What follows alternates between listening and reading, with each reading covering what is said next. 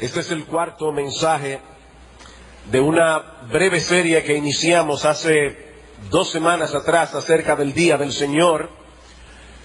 Yo sé que estoy consciente que el sermón de esta mañana exigía mucha atención. Yo espero que este sea más liviano, no más ligero ni superficial, sino más liviano. En los estudios anteriores, nosotros hemos visto que desde el principio de la creación, Dios estableció un patrón en el uso del tiempo que el hombre creado a su imagen y semejanza debía imitar. 6 días para trabajar, 1 día para reposar y adorar. Hemos visto también cómo el Señor incluyó esta ordenanza en los 10 mandamientos que fueron entregados a Moisés en 2 tablas de piedra, escritos con el dedo de Dios. Esta mañana nos concentramos en el lugar que ocupa este mandamiento en la vida de todos aquellos que por la gracia de Dios hemos venido a ser hechos participantes de las bendiciones del nuevo pacto que Cristo inauguró. Y el aspecto que queremos enfocar ahora es en lo concerniente al cambio del día. ¿Por qué razón el pueblo de Dios del antiguo pacto descansaba y adoraba el 7º día de la semana, es decir, el sábado, mientras que nosotros lo hacemos el primer día de la semana, es decir, el domingo? Dado que Dios reposó el día 7º, dice en Génesis capítulo 2, y ordenó al pueblo de Israel apartar ese día en los 10 mandamientos, ¿por qué razón la iglesia de Cristo se congrega un día diferente? ¿Cuándo y por qué se hizo el cambio de sábado a domingo? Y hermano, yo espero que al final de este sermón nosotros podamos salir de este lugar henchidos de gratitud por detalles como estos en la palabra de Dios, porque no son detalles técnicos. Para responder esta pregunta, veremos en primer lugar algunas circunstancias que sugerían ese cambio aún en el Antiguo Testamento, para luego ver en segundo lugar el establecimiento definitivo de ese cambio en el Nuevo Testamento. Así que empecemos en primer lugar viendo algunas circunstancias del Antiguo Testamento que sugerían ese cambio del día. El que haya habido un cambio en el día señalado para la adoración a Dios no solamente es enseñado en una forma clara en el Nuevo Testamento, sino que ya en el Antiguo Testamento nosotros podemos vislumbrar que eso habría de ocurrir, sobre todo cuando nosotros miramos el Antiguo Testamento desde la posición que tenemos ahora, una posición ventajosa, evidentemente porque estamos en el Nuevo Testamento. 2 circunstancias que sugerían ese cambio. En primer lugar, la universalidad de la dispensación evangélica sugiere un cambio en el día, de modo que pueda ser observado universalmente también. Mis hermanos, consideren por un momento la enorme diferencia que existe entre el pueblo de Dios en el antiguo pacto y el pueblo de Dios en el nuevo pacto. El pueblo de Dios en el antiguo pacto se circunscribía mayormente, aunque no únicamente, al pueblo de Israel. Era un pueblo específico que habitaba un pedazo de tierra específico bajo circunstancias climatológicas muy específicas. Ellos podían guardar ese día de reposo de caída de sol del viernes a la caída del sol del sábado, porque era de esa manera que ellos contabilizaban los días, no como nosotros hoy, que vamos de 12 a 12, sino que ellos contabilizaban los días de caída de sol a caída de sol. De manera que los judíos, viviendo en este pedazo de tierra en particular, con esta situación climatológica específica, ellos podían adorar a Dios de caída de sol del viernes a caída del sol del sábado. Pero nuestro caso es completamente distinto. La iglesia del nuevo pacto es una multitud de pueblo, tribu, lengua y nación, tal como Dios había profetizado desde el principio que ocurriría. Yo les pido que vayan conmigo al Salmo 22. Este es un salmo muy conocido por el hecho de que comienza con aquellas palabras que nuestro Señor Jesucristo pronunció en la cruz del Calvario: Dios mío, ¿por qué me has desamparado? Es un salmo mesiánico, es un salmo que apunta hacia la persona y la obra de nuestro Señor Jesucristo. En la primera parte del salmo, nosotros encontramos una sorprendente descripción de lo que fue la crucifixión.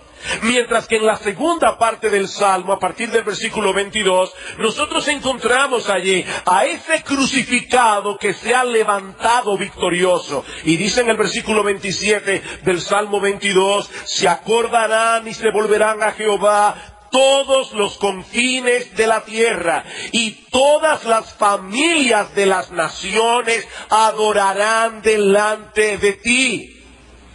Mis hermanos, cuando nosotros escuchamos esta frase, las familias de las naciones, ¿qué viene a nuestra mente? El pacto que Dios hizo con Abraham. Serán benditas en ti todas las familias de la tierra. Los judíos tenían un extraño nacionalismo, como si ellos fueran los únicos que habrían de disfrutar de la salvación de Dios. Pero mis hermanos, Dios había anunciado ya en el Antiguo Testamento que todas las familias de las naciones vendrían y adorarían delante del Señor, porque de Jehová es el reino y Él regirá las naciones. Y dice en el versículo 31, vendrán y anunciarán su justicia a pueblo no nacido aún, anunciarán que Él hizo esto. Y yo me emociono cada vez que leo ese pasaje, porque pienso que República Dominicana no existía cuando este salmo fue escrito. Y por lo menos yo pienso, yo estoy ahí. A pueblo no nacido aún, anunciarán que Él hizo esto. Y nosotros hemos cantado aquí, hoy estábamos cantando el Salmo 117. Es un salmo lleno de contenido en ese sentido. Aunque es breve, dice este salmo: alabad a Jehová, naciones todas, pueblos todos, alabadle. ¿Y por qué las naciones todas deben alabar al Señor? Porque ha engrandecido sobre nosotros su misericordia, y la fidelidad de Jehová es para siempre. Un momento. Dice aquí que todas las naciones deben alabar al Señor por la misericordia que ha tenido con el pueblo de Israel. Sí, eso es exactamente lo que dice el salmista. El salmista es un judío, y él está invitando a todas las naciones: alaben al Señor, porque Él ha engrandecido sobre nosotros su misericordia, y ahora vosotras, todas naciones, se pueden beneficiar de la misericordia de Dios. Así que el Antiguo Testamento anunciaba de antemano que algún día, la salvación del Señor habría de cubrir la tierra, la universalidad del Evangelio. Id por todo el mundo y predicad este evangelio a toda criatura. Pero mis hermanos, esa universalidad del evangelio exige una adoración que pueda ser llevada a cabo universalmente también, aun en aquellos lugares donde el sol se pone a eso de las 12 de la medianoche en algunas épocas del año, o en el caso de los polos, donde el sol se oculta por 6 meses y sale por 6 meses.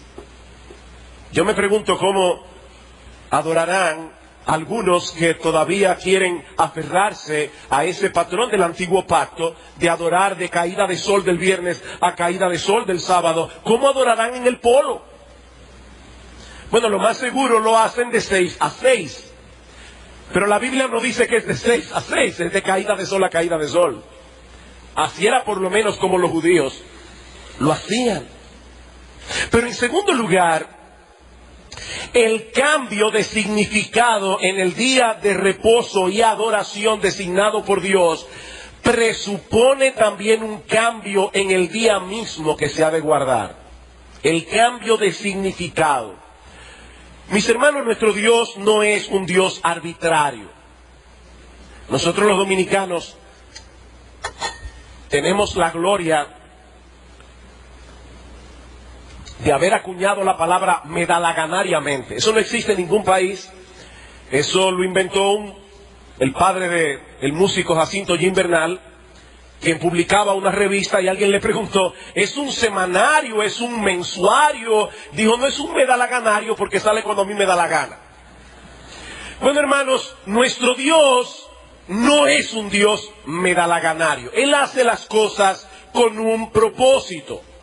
Cuando Él señala un día específico como día de reposo y adoración, es porque hay una buena razón para que sea en ese día y no en otro. En el huerto del Edén, el día señalado fue la culminación de su obra creadora, como vimos en Génesis capítulo 2, versículos 1 al 3. Y en Éxodo capítulo 20, nosotros vemos que esa es la razón ratificada por Dios para que los judíos guardaran ese mismo día. Sin embargo, en el pueblo de Israel, el día señalado cobró un significado distinto, adicional, no distinto, adicional, al haber sido librados de la esclavitud de Egipto. Deuteronomio capítulo 5. Deuteronomio capítulo 5, vamos a leer los versículos 12 al 15. Dice, guardarás el día de reposo para santificarlo como Jehová tu Dios te ha mandado. 6 días trabajarás y harás toda tu obra, mas el séptimo día es reposo a Jehová tu Dios. Y dice más o menos lo mismo que en Éxodo 20, pero ahora el versículo 15 dice, acuérdate que fuiste siervo en tierra de Egipto y que Jehová tu Dios te sacó de allá con mano fuerte y brazo extendido, por lo cual Jehová tu Dios te ha mandado que guardes el día de reposo. Noten cómo ahora no solamente los judíos debían recordar la creación, ellos también debían recordar la redención. Por supuesto, esto no contradice lo que dice Éxodo 20. Porque ¿cómo comienza Éxodo 20? Yo soy Jehová tu Dios que te saqué con mano fuerte de mano de la tierra de Egipto. Así que hay una conexión entre la creación y la redención. Bueno, mis hermanos, como veremos en un momento, los creyentes del nuevo pacto conmemoran una nueva creación y una nueva redención, lo que también sugiere un cambio en el día. Ya nosotros no conmemoramos el hecho de que Israel haya sido libertado de la esclavitud en Egipto, y por lo tanto no hay ninguna razón para seguir observando el día en que ellos conmemoraban dicho evento. Ahora yo repito lo que dije hace un momento.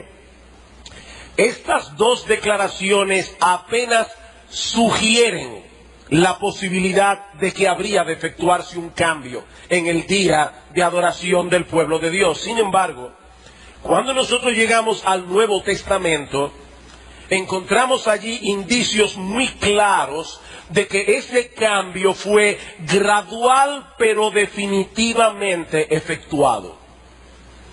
En primer lugar, nada se nos dice en el Nuevo Testamento acerca de adorar a Dios en el séptimo día, después de los evangelios, obviamente.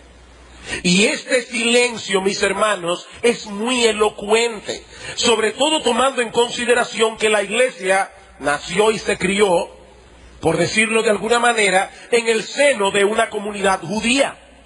Sin embargo, en ningún lugar del Nuevo Testamento encontramos a los apóstoles apartando ese día para la adoración a Dios, ni mucho menos ordenando tal cosa a la iglesia. Ahora, aquí es necesario hacer una aclaración. Si alguna vez ustedes se topan con un adventista del séptimo día, es muy probable que le señale algunos textos en el libro de los Hechos, donde nosotros encontramos a Pablo yendo a las sinagogas los días sábado. Ahora yo me pregunto, ¿acaso demuestra eso que el apóstol Pablo guardaba el séptimo día? Por supuesto que no. ¿En qué otro lugar encontraría Pablo a los judíos para predicarles el evangelio si no era en las sinagogas precisamente ese día? ¿No fue el mismo Señor Jesucristo quien ordenó expresamente que el Evangelio llegara primero a los judíos y después a los gentiles? Bueno, al ir a las sinagogas para aprovechar el hecho de que ellos se reunían en ese lugar en ese día, eso fue un paso inteligente de Pablo para obedecer el mandato expreso del Señor. Pero repito que nada se nos dice en el Nuevo Testamento, ni siquiera se sugiere de que debamos adorar a Dios en el séptimo día. En segundo lugar, el énfasis que encontramos en el Nuevo Testamento sobre el primer día de la semana, tanto en el ejemplo de Cristo como en el de los apóstoles, no deja lugar a dudas en cuanto al día señalado para la adoración de la iglesia. Mis hermanos, vamos a ir al Nuevo Testamento. Yo quiero que ustedes vean algunos versículos rápidamente. En primer lugar, nuestro Señor Jesucristo se levantó de la tumba el primer día de la semana, completando de ese modo la obra redentora que inaugura la entrada en vigor del nuevo pacto. Y los 4 evangelios se encargan de establecer esta verdad con toda precisión. Mateo capítulo 28, versículo 1. Pasado el día de reposo, al amanecer del primer día de la semana, vinieron María Magdalena y la otra María a ver el sepulcro y encontraron que el Señor había resucitado. A veces uno le pregunta a un niño, ¿cuántos años tú tienes? Y el niño dice, 12 para 13. Evidentemente, si tiene 12 va para 13. No podía ir a otro número. Bueno, mis hermanos, si la Biblia dice pasado el día de reposo, evidentemente era el primer día de la semana. Sin embargo, los apóstoles, los evangelistas, no quisieron dejar esa información implícitamente. El texto dice, pasado el día de reposo, al amanecer del primer día de la semana. Ellos quieren resaltar el hecho de que fue en el primer día de la semana. Marcos 16.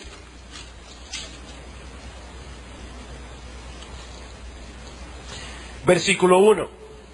Cuando pasó el día de reposo, María Magdalena, María la madre de Jacobo y Salomé compraron especias aromáticas para ir a ungirle. Y muy de mañana, el primer día de la semana, vinieron al sepulcro ya salido el sol. ¿Cuándo sucedió eso? El primer día de la semana. Ellos quieren llamar nuestra atención a ese día. No voy a buscar los textos, pero lo mismo pasa en Lucas 24:1 y en Juan 20:1. El Señor Jesucristo no se levantó de la tumba el sábado, tampoco lo hizo el lunes, resucitó el primer día de la semana, el domingo, sellando así su obra de redención y dando inicio a una nueva creación. Pero no solo eso. Sus primeras apariciones como Cristo resucitado ocurrieron también el primer día de la semana. Luego de haber aparecido a María Magdalena esa mañana y a 2 de sus discípulos que iban camino a Emaús, el Señor se presentó esa noche en el lugar donde los discípulos estaban reunidos. Y no hay que tener mucha imaginación para suponer por qué estaban reunidos. Ese día habían pasado muchas cosas extrañas. Y dice en Juan capítulo 20, versículo 19, cuando llegó la noche de aquel mismo día, el primero de la semana, pues ya había dicho que era el primero de la semana en el versículo 1, pero no lo quiere dejar implícito, sino explícito. Cuando llegó la noche de aquel mismo día, el primero de la semana, estando las puertas cerradas en el lugar donde los discípulos estaban reunidos por miedo de los judíos, vino Jesús y puesto en medio les dijo, paz a vosotros. Y yo lamento que no pueda ahora entrar en todas las consideraciones de lo que esa frase significa. Y cuando les hubo dicho esto, les mostró las manos y el costado, y los discípulos se regocijaron viendo al Señor. Dice que puesto en medio. Y algunos se ponen a especular si el cuerpo de Cristo era incorpóreo, cómo Él pudo pasar a través de la puerta cerrada. Hermano, nosotros no sabemos cómo fue que Cristo hizo eso, y lo mejor es no especular. Lo que el texto dice claramente es que ellos estaban reunidos, Cristo se les puso en medio y les dijo: paz a vosotros. Ahora yo me pregunto, ¿tendrá alguna conexión esa acción de Cristo el primer día de la semana con lo que Él había prometido en Mateo capítulo 18, versículo 20? Donde estén 2 o 3 congregados en mi nombre, ahí estaré yo en medio de ellos. Que a su vez está conectado con Éxodo capítulo 20, versículo 24. Dice en Éxodo 20: altar de tierra harás para mí, y sacrificarás sobre él tus holocaustos y tus ofrendas de paz, tus ovejas y tus vacas. Y ahora escuchen: en todo lugar donde yo hiciere que esté la memoria de mi nombre, vendré a ti y te bendeciré. Donde estén 2 o 3 congregados en mi nombre, allí estaré yo en medio de ellos. Estando los discípulos reunidos, Cristo vino, se puso en pie en medio de ellos y dijo: paz a vosotros. Donde quiera que yo elija poner la memoria de mi nombre, vendré a ti y te bendeciré. Pero no solo eso. En aquella ocasión, un apóstol estaba ausente, el apóstol Tomás. Y él no quiso creer el testimonio que los demás le daban de la resurrección de Cristo. ¿Qué hizo el Señor? Que se les apareció nuevamente. ¿Cuándo? El próximo domingo, Juan capítulo 20, versículo 26. 8 días después, y aquí es importante que aclare que los judíos, cuando contaban los días, ellos contaban el mismo día que estaba pasando como uno más. Por ejemplo, si yo voy a decir de aquí al martes, son 3 días, porque contaría domingo, lunes y martes. Así que el 8º día de la semana no es más que el próximo domingo. Y eso es algo que todos los comentaristas están de acuerdo. Así que cuando 8 días después estaban otra vez sus discípulos dentro, y con ellos Tomás, Jesús llegó estando las puertas cerradas y se puso en medio y les dijo: paz a vosotros. Otra vez la misma acción. Así que el Señor Jesucristo resucitó el primer día de la semana, apareció a los discípulos por primera vez en ese mismo día y esperó 7 días para darle testimonio a Tomás. Él no se le apareció a Tomás ni el lunes, ni el martes, ni el miércoles, ni el jueves, ni el viernes, ni el sábado, sino el primer día de la semana. Pero hay algo más. El Espíritu Santo descendió sobre los discípulos el primer día de la semana, dejando constituida formalmente la primera iglesia del mundo. Dice en Hechos capítulo 2, versículo 1, que el Espíritu Santo vino el día de Pentecostés. Si ustedes luego buscan en sus Biblias Levítico capítulo 23, versículos 15 al 16, verán allí que Pentecostés siempre se celebraba en el primer día de la semana. Pentecostés siempre caía en domingo, porque se contaban 7 semanas cumplidas después del último día de reposo de las fiestas de las gavillas. Se celebraba la fiesta de las gavillas, se contaban 1 sábado, 2 sábados, 3 sábados, 4 sábados, 5 sábados, 6 sábados, 7 sábados, y al día siguiente, es decir, el domingo, el primer día de la semana, se celebraba Pentecostés. En ese día se ofrecía al Señor los primeros frutos de la cosecha. Y en ese mismo día, la iglesia de Cristo cosechó sus primeros frutos de salvación a través de la predicación del Evangelio. En cuarto lugar, vemos que al principio la iglesia en Jerusalén se reunía todos los días, en Hechos capítulo 2. Sin embargo, a medida que va pasando el tiempo, ellos van asumiendo otro patrón. Y en Hechos capítulo 20, nosotros encontramos un dato importante. Hechos capítulo 20, versículo 7. El primer día de la semana, reunidos los discípulos para partir el pan, y eso es una forma técnica de mencionar muy probablemente la celebración de la Cena del Señor, Pablo les enseñaba habiendo de salir al día siguiente y alargó el discurso hasta la medianoche. Ahora, si ustedes leen el versículo 6, se van a dar cuenta que Pablo había estado allí 7 días, se quedó en Troas. Lo que quiere decir que Pablo hubiera podido reunir a los discípulos el sábado, porque él estaba el sábado ahí. De hecho, hubiera sido más cómodo, porque él iba a partir al día siguiente. Sin embargo, ellos se reunieron el primer día de la semana para partir el pan. Primera a los Corintios, capítulo 16, versículo 1 y 2.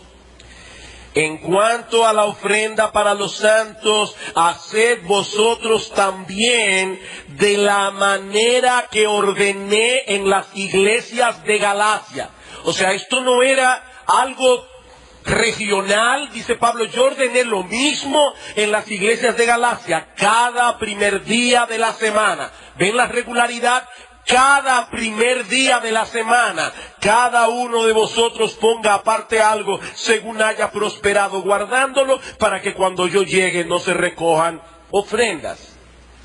Y fue hablando precisamente de ese día, el primer día de la semana, que el apóstol Juan, estando en la isla de Patmos, escribe en Apocalipsis capítulo 1 versículo 10, yo estaba en el Espíritu en el día del Señor. Y la gran mayoría de comentaristas entienden que Juan se está refiriendo exclusivamente allí al domingo. Yo estaba en el Espíritu en el día del Señor. Y aquí se usa la misma construcción gramatical que Pablo usa en 1 Corintios capítulo 11 versículo 20 para hablar de la cena del Señor. La cena del Señor no es una comida común y corriente. Es una comida que está asociada, estrechamente vinculada con la persona de Cristo y con la obra que Él llevó a cabo en la cruz del Calvario. Por eso es la cena del Señor. Y Juan dice, yo estaba en el Espíritu en el día del Señor. El comentarista Kistemaker dice respecto a esta expresión en Apocalipsis 1:10, este es el día de la resurrección del Señor. Y hacia finales del primer siglo, los cristianos habían comenzado a referirse a Él no como el primer día de la semana, sino como el día del Señor. Es el día dedicado al Señor, un día consagrado a Cristo. Termina la cita. Es por esa razón, mis hermanos, que este día se llama domingo. Eso proviene del latín domine, que significa del Señor. Y es interesante notar que Juan no tuvo que aclararle absolutamente nada a esas 7 iglesias de Asia Menor a quienes él envió originalmente el Apocalipsis. Él les dice a esas 7 iglesias, yo estaba en el Espíritu en el día del Señor, sin explicación, porque lo más seguro ellos iban a entender de qué estaba hablando Juan. ¿Por qué nos reunimos como iglesia a adorar al Señor en este día y no en otro? Porque fue en este día que Cristo resucitó, porque fue en este día que Él se presentó a sus discípulos en más de una ocasión, porque fue en este día que descendió el Espíritu Santo para establecer formalmente la iglesia de Cristo, porque fue en este día que se llevó a cabo la primera predicación evangélica, la primera cosecha de salvación, el primer bautismo cristiano, porque solo encontramos evidencia en el Nuevo Testamento de que la iglesia se congregaba el primer día de la semana, y porque es acerca de ese día y no de ningún otro que Juan el apóstol se refiere cuando le llama el día del Señor. Somos una nueva creación en Cristo. Somos el producto de su obra redentora, una obra que fue completada cuando Cristo se levantó victorioso de la tumba el primer día de la semana. No había ninguna razón para que la iglesia continuara observando el día que conmemoraba la antigua creación y la antigua redención. Pero aún nos queda un argumento más, antes de traer algunas aplicaciones. Los padres de la iglesia post-apostólica confirman unánimemente esta enseñanza. Ahora, cuando yo hablo de los padres de la iglesia post-apostólica, nos estamos refiriendo a aquellos líderes que estaban guiando la iglesia de Cristo, que siguieron al frente de la iglesia de Cristo luego de la muerte de los apóstoles. Y yo debo aclarar aquí, mis amados hermanos, que las enseñanzas de los padres post-apostólicos no poseen para nosotros la autoridad que posee la Biblia. La palabra de Dios es nuestra única norma de fe y práctica. Sin embargo, es interesante notar cómo estas personas interpretaron las enseñanzas del Nuevo Testamento. Primero, porque algunos de ellos fueron contemporáneos de los apóstoles, porque ellos fueron testigos oculares de cómo la iglesia funcionaba durante el primer siglo, y algunos de ellos incluso fueron discípulos directos de algunos de los apóstoles. Los adventistas del séptimo día insisten en que fue Constantino quien cambió el día de adoración de sábado a domingo en el año 325 de nuestra era. Pero mis hermanos, esa declaración no es conforme a los datos históricos. Uno de los escritos más importantes de la era posapostólica, y por cierto, uno de los más hermosos, importante porque nos presenta un cuadro bastante vívido de lo que era la vida de la iglesia cristiana en esa época. Es un documento que está de hecho traducido al español, conocido como la Didaqué. Algunos datan la Didaqué entre el 96 y el 98 después de Cristo. Para aquellos que tomaron alguna vez síntesis del Nuevo Testamento saben que esa es la misma fecha que se le da al Apocalipsis de Juan. Es decir, que muy probablemente el autor de la Didaqué o fue contemporáneo con el apóstol Juan, o quizás vivió unos pocos años después. Escuchen lo que dice la Didaqué. Y en el día del Señor, su día especial, congregaos y partid el pan y dad gracias, confesando primero vuestras transgresiones para que vuestro sacrificio sea puro. Aquí hay un juego de palabras en el original griego, porque dice, en el día del Señor, y por eso algunos lo traducen, en el día del Señor, su día especial. Ignacio de Antioquía, discípulo del apóstol Juan, nació el 31, murió en el 107. Dice, no debemos sabatizarnos más, sino que debemos guardar el día del Señor en el cual nuestra vida fue levantada. Y en otro lugar escribió, este es el día del Señor, el día consagrado a la resurrección, el más importante de todos los días. Justino mártir, nació en el 100, fue martirizado en el 165. En uno de sus diálogos con un judío, dice que los cristianos no celebran las festividades judías ni observan sus sábados, Pero en otro lugar escribió: en el día que llamamos domingo se realiza una asamblea de todos los que viven en la ciudad y en el campo, en la cual son leídas la memoria de los apóstoles y los escritos de los profetas. Por cierto, algo que nosotros hacemos en cada uno de nuestros cultos, leer regularmente la palabra de Dios en el Antiguo Testamento y en el Nuevo Testamento. Dice Ignacio: fue este día en el cual comenzó la creación del mundo y en el cual Cristo se levantó de los muertos. La epístola de Bernabé, alrededor del 130, dice: no son vuestros sábados presentes los que son aceptables para mí, sino el sábado que yo he hecho. Por esto también nosotros guardamos el día octavo para gozarnos, el día en que también Jesús se levantó de los muertos y, habiendo sido manifestado, ascendió a los cielos. Ireneo, discípulo de Policarpo, quien a su vez fue discípulo del apóstol Juan, del año 130 al 195, en el día del Señor, cada uno de los cristianos guarda el día de reposo, meditando en la ley y regocijándonos en las obras de Dios. Tertuliano, 160 al 220 después de Cristo, dice: celebramos el domingo como un día de gozo. En el día del Señor pensamos que es incorrecto ayunar o aún postrarnos en oración, porque era una fiesta. Ellos les pedían a los cristianos que no ayunaran ese día, porque el ayuno va conectado con tristeza, y este es un día de gozo.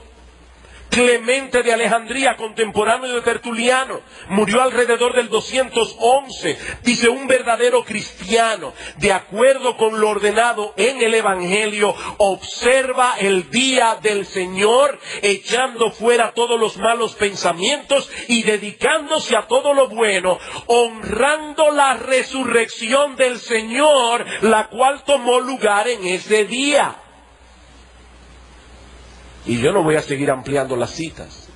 Yo creo que estas son suficientes para probar que no fue Constantino en el año 325 que hizo el cambio.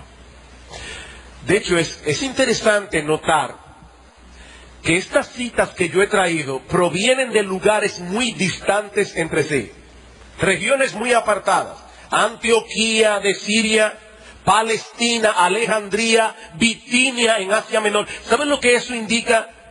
Que la práctica de congregarse el primer día de la semana era muy extendida a principios del segundo siglo. Es a la luz de esta evidencia que un historiador tan reconocido como Philip Schaff dice lo siguiente: la celebración del Día del Señor en memoria de la resurrección de Cristo data indudablemente de la era apostólica. Nada menos que el precedente apostólico puede explicar la observancia religiosa universal en las iglesias del segundo siglo. No hay, dice él, una sola voz de disensión. Una sola voz de disensión. Y en otro lugar escribió: la observancia universal y no contradicha del domingo en el segundo siglo solo puede ser explicada por el hecho de que ésta tiene su raíz en la práctica apostólica. Ahora, hermanos, ¿y qué tiene todo esto que ver con nosotros? Darnos la tranquilidad de que nos estamos congregando en el día correcto, ¿o hay algo más aquí? Yo creo que hay algo más. Y miren, si usted se olvida de toda la cita, de todo lo que yo he citado hoy, Tertuliano, Ignacio, la Didaqué, por favor no se olvide de esto que yo voy a decir ahora. No se olvide de esto. Mis hermanos, cuando nosotros nos reunimos como iglesia el primer día de la semana, nosotros estamos celebrando una fiesta. Porque es el día que conmemoramos la resurrección de nuestro Señor Jesucristo.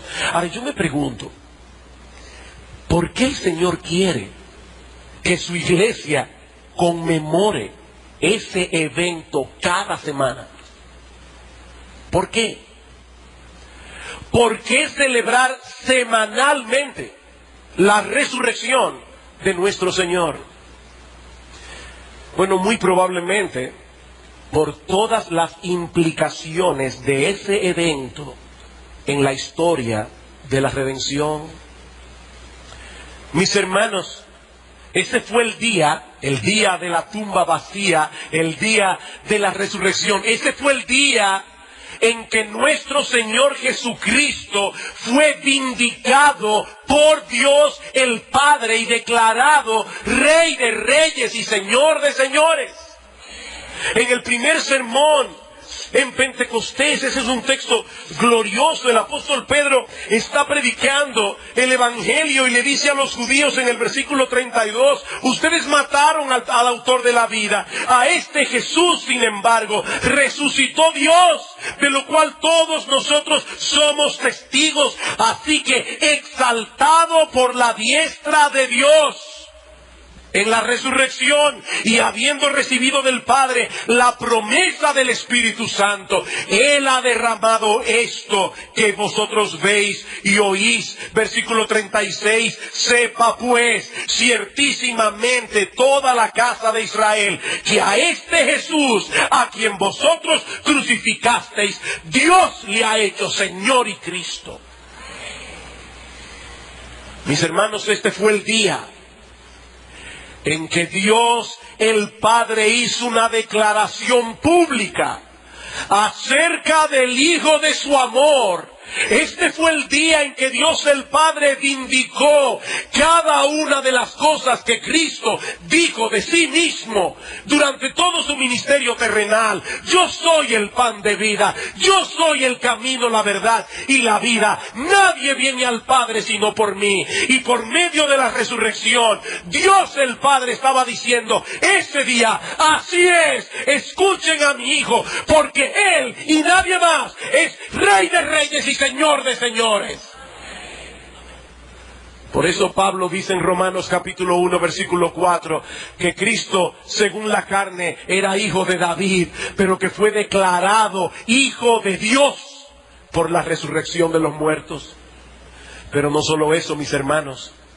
Este no solamente fue el día en el que Dios el Padre vindicó públicamente a Dios el Hijo. Mis hermanos, la resurrección de nuestro Señor Jesucristo confirma que Dios el Padre aceptó su sacrificio. Y eso significa, mis amados hermanos, que todos nuestros pecados, los pasados, los presentes y los por venir ya fueron pagados por nuestro Señor Jesucristo en la cruz del Calvario. Dios el Padre aceptó eso. Dice en Romanos capítulo 4 versículo 25 que Cristo fue entregado por nuestras transgresiones y resucitado para nuestra justificación. Si Cristo no se hubiera levantado de los muertos, dice Pablo en 1 Corintios capítulo 15, nosotros todavía estaríamos en nuestros pecados y seríamos hallados los seres más dignos de conmiseración de todos los hombres. Pero ahora Cristo ha resucitado de los muertos. Y cuando nosotros lleguemos al cielo, podemos llegar allí con toda seguridad, con toda confianza, sabiendo que ya no tenemos deudas pendientes con la justicia divina, porque el mismo Dios y Padre declaró públicamente haber aceptado lo que Cristo hizo a favor tuyo y a favor mío, resucitándolo de los muertos. Pero no solamente eso. La resurrección de nuestro Señor Jesucristo, mis amados hermanos, asegura nuestra santificación. Mis hermanos, qué difícil es la lucha con el pecado día tras día, día tras día. Y a veces pensamos, ¿podré yo seguir corriendo la carrera con paciencia hasta el día de mi coronación? Ah, mi hermano, recuerda que Cristo resucitó de los muertos. Y porque Cristo resucitó de los muertos, ahora tú puedes crecer en santidad. Dice en el versículo 8 de Romanos 6, y si morimos con Cristo, creemos que también viviremos.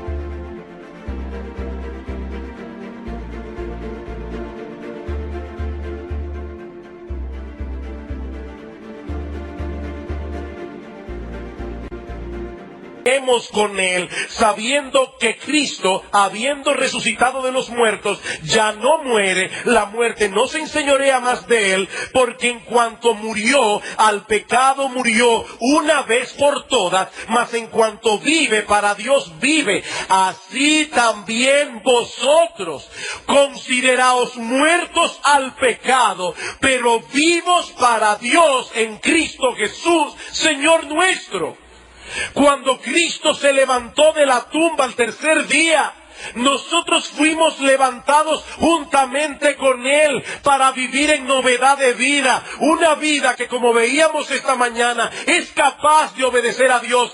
No perfectamente, pero sí sinceramente. Nosotros podemos crecer en santidad. Nosotros no somos esclavos del pecado. ¿Saben por qué? Porque Cristo se levantó de los muertos. Pero no solo eso. La resurrección de nuestro Señor Jesucristo asegura nuestra resurrección. Primera a los Corintios capítulo 15, versículo 20.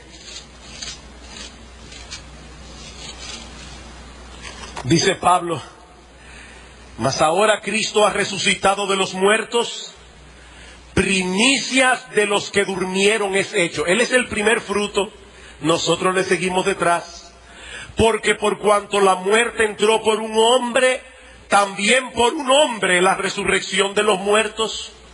Porque así como en Adán todos mueren, también en Cristo todos serán vivificados. Ahora bien, mis hermanos, yo me pregunto,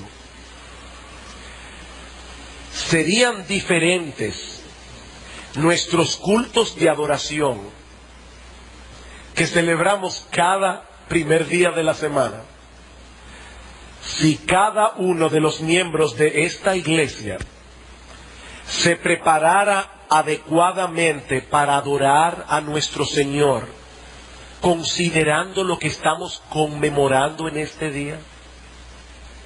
¿Sería diferente si nosotros tomamos tiempo antes de venir a la iglesia y decimos: oh Señor, este es el día en que Cristo fue vindicado? Oh mi Señor, este es el día en que por tu resurrección todos mis pecados fueron borrados. Mi Señor, este es el día en que porque tú te levantaste de los muertos, yo no tengo que estar esclavizado al pecado. Señor, este es el día en que porque tú te levantaste de los muertos, yo puedo estar completamente seguro que el día que me toque a mí partir, este cuerpo que se va a podrir en una tumba será llamado por tu voz y también resucitará en gloria. Yo me pregunto, si nosotros meditáramos en todo lo que este culto conmemora, ¿sería diferente nuestra fiesta de adoración? Mis hermanos, no vengamos por inercia cada primer día de la semana.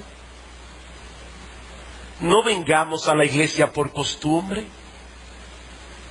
Lo que se está celebrando hoy aquí es algo inmensamente glorioso. El Señor resucitó. El Señor resucitó y al levantarse de los muertos fue exaltado por el Padre, confirmó el perdón de todos nuestros pecados, aseguró nuestra santificación y aseguró nuestra propia resurrección y glorificación. ¿Con qué espíritu deberíamos nosotros venir a esta fiesta cada primer día de la semana? Mis hermanos, nosotros adoramos a un gran Salvador. Él es glorioso, lleno de gloria, lleno de poder, lleno de majestad. No vengas por inercia a esta fiesta de adoración. Prepara tu corazón. Medita en lo que estamos celebrando aquí. Porque lo que estamos celebrando aquí tiene que ver contigo y conmigo. Lo que estamos celebrando aquí es la mejor noticia. La mejor noticia que alguna vez haya sido proclamada. Y aunque hayan pasado 2000 años y pasen 2000 años más, esta seguirá siendo la mejor noticia. Cristo resucitó. Cristo resucitó. Vamos a orar, hermanos, y vamos a pedir al Señor que aplique estas palabras en lo más profundo de nuestro corazón. Oh Padre bueno, ¿quiénes somos nosotros, Señor, para ser invitados a celebrar contigo esta fiesta cada primer día de la semana? Oh Señor, gracias por Cristo, gracias por nuestro precioso Señor y Salvador. Gracias, oh Dios, por haberlo resucitado de los muertos en este día. Gracias porque nuestra vida está ligada a la de Él. Oh, gracias, Señor, porque todos nuestros pecados fueron perdonados. Somos candiles, oh Señor, en nuestros corazones. Gracias, Padre, porque la sangre de Cristo nos limpia de todo pecado y tú aceptaste ese precio, Señor, cuando levantaste a Cristo de los muertos.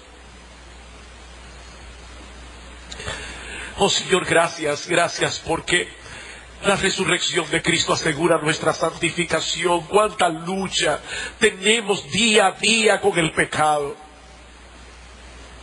Gracias, Señor, porque algún día este cuerpo mortal que se duele, que sufre, que se cansa, que se distrae, algún día, Señor, este cuerpo de humillación será transformado conforme al cuerpo de la gloria suya.